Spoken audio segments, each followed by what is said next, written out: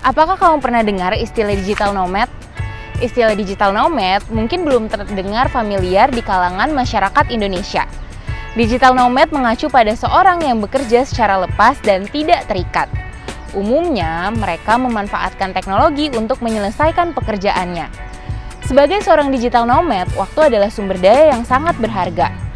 Ada 6 tips untuk mengatur waktu yang baik bagi seorang digital nomad.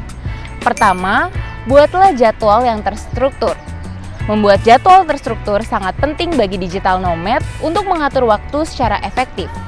Kamu bisa membuat jadwal yang mencakup waktu untuk bekerja, istirahat, dan aktivitas lainnya seperti olahraga, hobi, atau menghabiskan waktu bersama dengan teman-teman. Jadwal ini akan membantu kamu untuk tetap fokus dan menghindari kebiasaan menunda-nunda pekerjaan. Ada beberapa aplikasi juga yang dapat kamu manfaatkan seperti Google Calendar, Notion, Asana, dan lainnya. Kedua, tetapkan prioritas. Seorang digital nomad harus bisa menyusun skala prioritas dari setiap aktivitas yang akan dilakukan. Buatlah daftar tugas yang harus diselesaikan terlebih dahulu dalam waktu yang dekat, hingga tugas yang pengumpulannya masih jauh. Fokuslah untuk menyelesaikan tugas dengan waktu pengumpulan yang paling dekat. Kamu bisa mencoba menerapkan The Eisenhower Decision Matrix. Di dalam The Eisenhower Decision Matrix terdapat 4 kuadran yang bisa membantu kamu. Do, kerjakan sekarang. Pekerjaan yang harus dikerjakan paling utama. Misalnya meeting. Decide, bisa dijadwalkan. Pekerjaan yang harus diselesaikan tapi tidak buru-buru mengerjakannya. Misalnya membuat laporan akhir bulan di mana hal ini penting dan bisa dijadwalkan pengerjaannya. Delegate, dapat didelegasikan.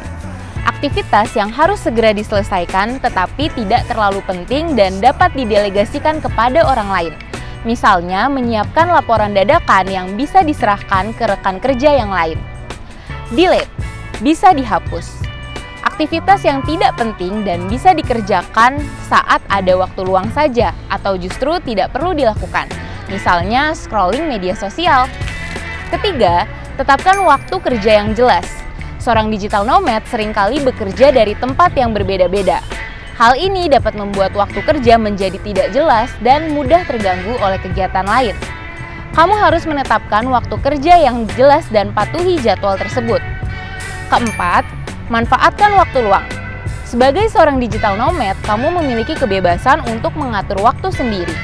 Manfaatkanlah waktu luang untuk melakukan hal-hal yang kamu sukai seperti traveling, belajar skill baru, atau berolahraga. Hal ini dapat membantu kamu untuk tetap seimbang antara pekerjaan dan kehidupan pribadi. Kelima, tetap fleksibel. Meskipun mengatur waktu dengan baik itu penting, seorang digital nomad juga harus tetap fleksibel.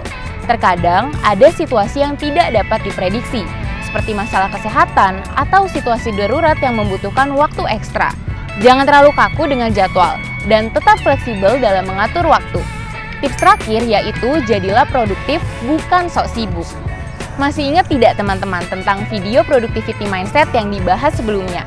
Jika belum, bisa dicek video sebelumnya di channel ini ya. Itulah beberapa tips mengatur waktu yang dapat kamu terapkan apabila ingin memulai karir sebagai digital nomad. Dalam mengatur waktu, penting untuk memahami bahwa waktu adalah sumber daya yang sangat berharga.